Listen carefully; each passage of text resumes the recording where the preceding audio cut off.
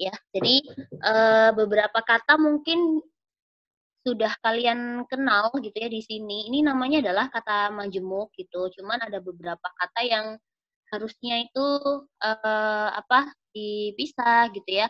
Atau ada yang mungkin harusnya ditulis digabung. Nah, ini kalian harus ngapalin gitu. Kayak misalnya cendera mata. Nah, mungkin kalau di kalian cendera mata itu udah ditulis pakai huruf I gitu ya, cindera mata. Bahkan ditulis rangkai. Nah, mulai sekarang ditulisnya terpisah. Terus apalagi yang sering rancu itu ya.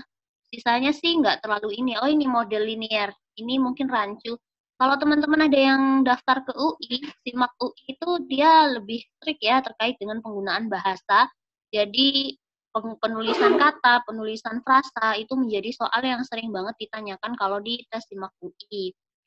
Berikutnya, ini untuk gabungan kata yang sudah padu ditulis rangkai. Nah, ini juga termasuk kata majemuk, ya. Ini sama dengan yang tadi, cuman kata majemuk yang ini harus ditulis rangkai, nggak boleh dipisah gitu ya.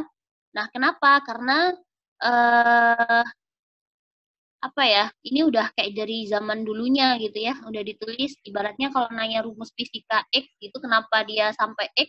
Ya memang seperti itu bentuknya gitu. Kayak misalnya nih sapu tangan gitu ya, mungkin di kalian belum tahu, oh sapu tangan tuh sebenarnya ditulis apa? Ditulis rangkai ya Kak ternyata ya.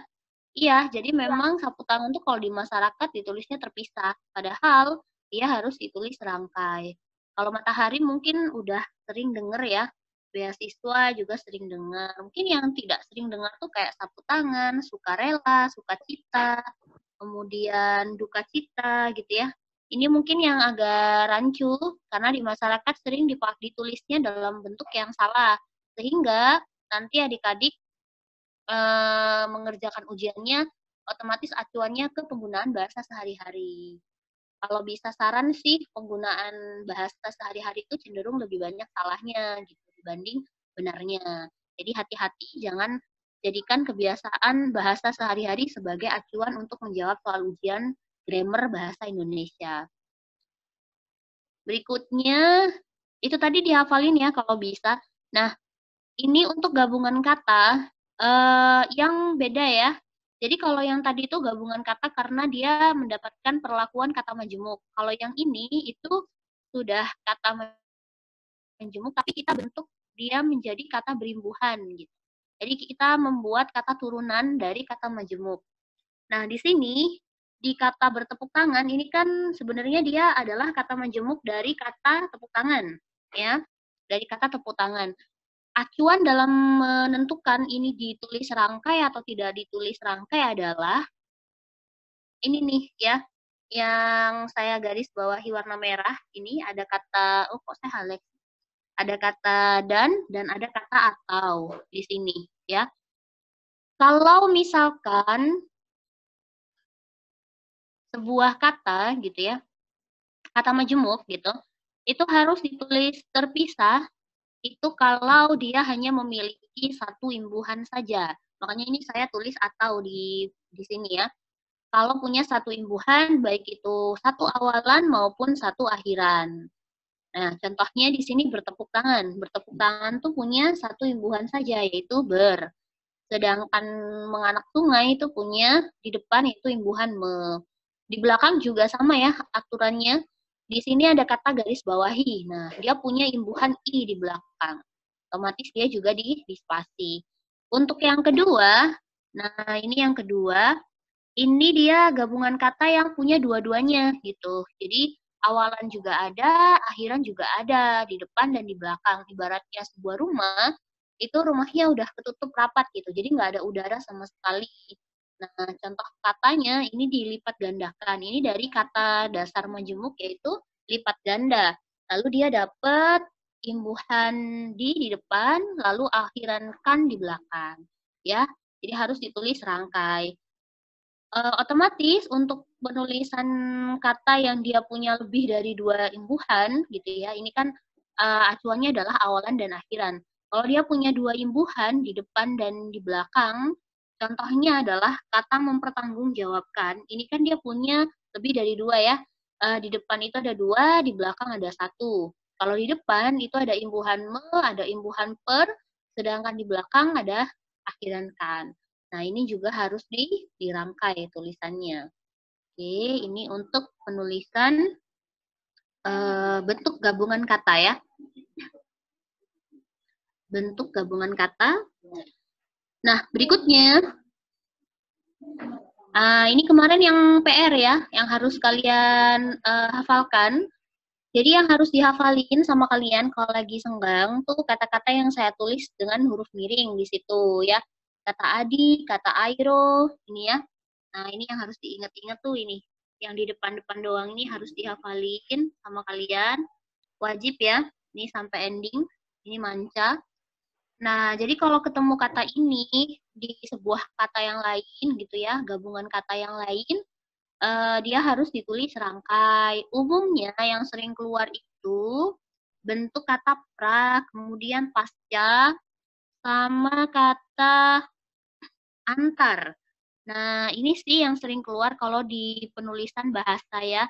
Jadi kata antar tuh banyak banget dijadikan apa penulisan gabungan kata, misalnya antar daerah, kemudian antar apa ini antar buku gitu ya. Jadi banyak bentukan barunya.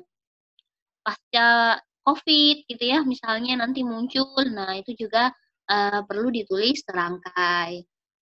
Nah, ini nanti kalau misalnya kamu ketemu dengan istilah yang harus ditulis dengan huruf kapital gitu ya. Misalnya pasca COVID-19 gitu ya. Nah, itu harus kalian tulis dengan tanda hubung.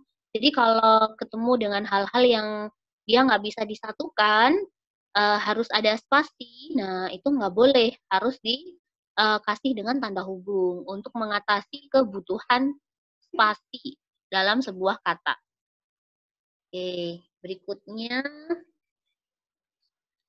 Nah, ini penulisan kata ganti kumu dan nya. Ya, yang perlu jadi acuan tuh ini sih. Kapan dia harus apa namanya, ditulis serangkai gitu ya. Jadi kalau kumu, kaumunya gitu ya. Kalau saya sering menyebutnya kumunya gitu ya.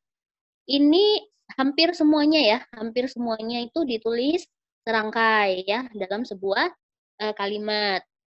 Yang di nomor 1, kata gantiku dan kau ditulis serangkai dengan kata yang mengikutinya. Nah, ini contohnya sudah dimiliki sebenarnya sama teks gitu ya. Jadi kalau nulis misalnya ku beli gitu ya, ku ketik gitu. Nah, itu harus ditulis serangkai, jangan sampai tidak dirangkai atau dipisah. Umumnya kan kalian kalau ngetik-ngetik gitu di HP misal tuh pasti di ini ya, di spasi.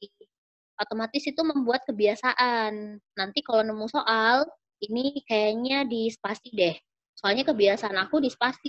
Nah, ini yang bikin bahaya ya dalam penulisan kata.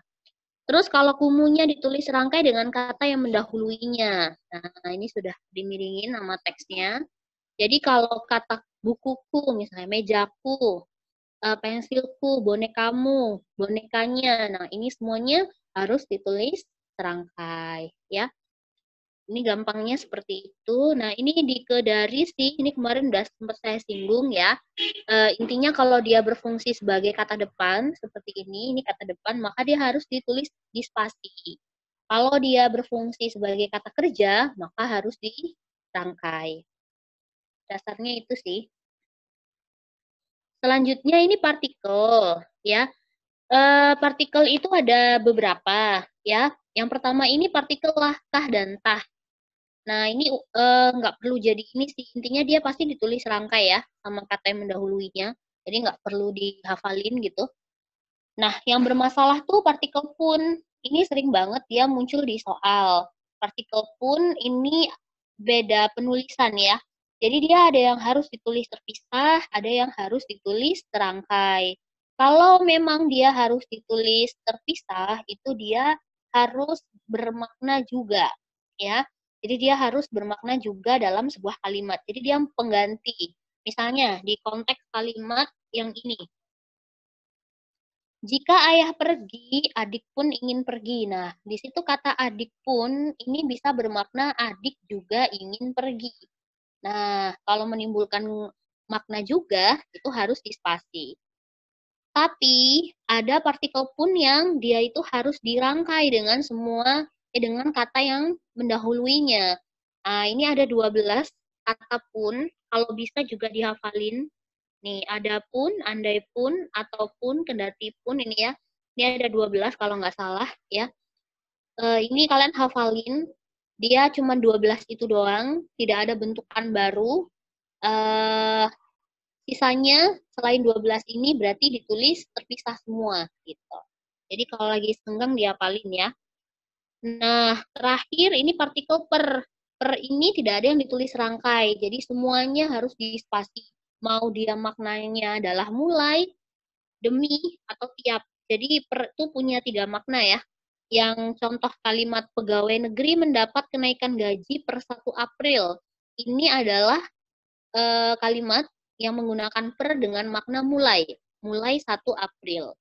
Sementara yang kedua, mereka masuk ke dalam ruangan satu per satu. Nah, ini pakai per dengan makna demi. Satu demi satu.